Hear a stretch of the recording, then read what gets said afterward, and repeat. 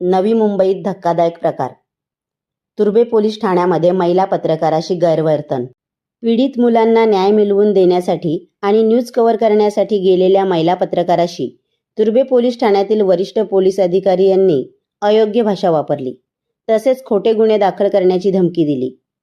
हा प्रकार म्हणजे पत्रकारांच्या स्वातंत्र्यावर हल्ला आहे.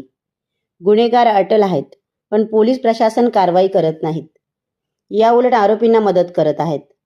त्यामुळे संबंधित पोलीस अधिकाऱ्यांना बडतर्फ करण्याची मागणी जोर धरू लागली आहे. या अनुषंगाने 8 मे 2026 रोजी सायंकाळी 4 वाजता वाशी नवी मुंबई येथे पत्रकारांनी आंदोलन पुकारलं आहे. बिलकुल 100% आता पुण्यावरून लोक येतात पाठीशी लावायला.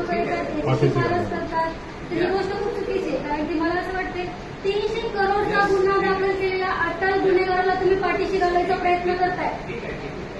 हे नवी मुंबईच्या पोलीस प्रशासनाला खेद निर्माण आहे. रेकॉर्डिंग आहे. तर मी नवी मुंबईच्या सर हम भी कर रहे हैं रिकॉर्डिंग सर. गुन्हेगाराची तुम्हाला माहिती दिलेली असताना सुद्धा तुम्ही ह्या पद्धतीची दखल घेतलेली नाही.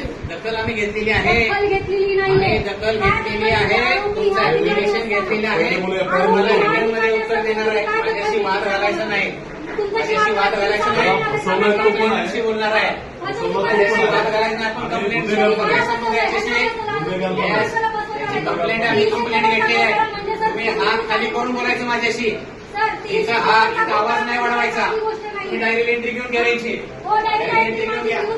300 करोडचा गुन्हा दाखल असलेला अटल गुन्हेगार पकडला आलेला आपल्या महाराष्ट्रामध्ये त्याला नवी मुंबईचे सरकार पोलीस प्रशासन पाठीशी घालायचा प्रयत्न करतात. म्हणजे पोलीस प्रशासन कुठल्या तरी दबावाखाली आहे. कुठल्या दबावाखाली याचंही मला उत्तर मिळायला पाहिजे. त्याचं उद्या आर्टिकल छापणार.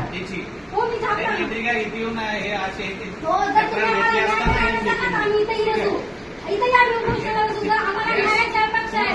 न्यायालयाकडून आम्हाला न्यायाची अपेक्षा आहे. पोलीस प्रशासनाकडून आम्हाला न्यायाची अपेक्षा आहे. जर पोलीस प्रशासन आमच्यावरती अशी हुज्जत घालत असत आम्ही कुणाकडे जायचं? पोलीस प्रशासन जर आमच्यावरती हुज्जत घालत असेल तर आम्ही कुणाकडे जायचं? न्याय कुणाकडे मागायचा? तुम्ही सांगा ना, मग आम्ही न्याय कुणाकडे मागायचा?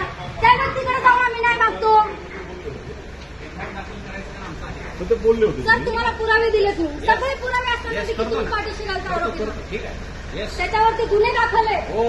त्याच्यावरती गुन्हे दाखल असताना देखील तुम्ही पाठीशी घालता. त्याचंही उत्तर मला पाहिजे. चला, उत्तर रिटर्न मध्ये चालेल ना सर? मला उत्तर रिटर्न मध्ये दिलं तर गेला आणि रिटर्न मध्ये देणार तुम्हाला. तिथे डायरेक्ट एंट्री करून घ्या. तशी मला सांगितलं. सर, रिपोर्टर लोकांना अलाव नाही आणि शासनाने नियम काढलेला आहे. अधिकाऱ्यांची आपण रेकॉर्डिंग करू शकतो. शासनाचा नियम आहे. त्या पद्धतीचं आम्ही रेकॉर्डिंग करते. आमचा अधिकार आहे. तो आम्ही फक्त अधिकारांमध्ये करतो. रिटर्न मध्ये नको, कारवाई झाली कारवाई झाली पाहिजे. आणि तो काय तुमचा जे आहे तो अटल गुन्हेगारांना तुम्ही असं म्हणता, त्यांच्यावर कारवाई झाली पाहिजे. आमचं एवढंच मागणं आहे. आमचं पोलीस प्रशासनाकडे एवढंच मागणं आहे. अटल गुन्हेगार इथं जर पोलीस प्रशासनामध्ये हजर असताना देखील जर पोलीस प्रशासन कुठल्याही पद्धतीची दखल घेत नाही आणि उलट पत्रकारांचा या ठिकाणी महिला पत्रकारांचा या ठिकाणी अपमान करत आहे, त्या गोष्टीचा आमच्याकडून जाहीर निषेध आहे.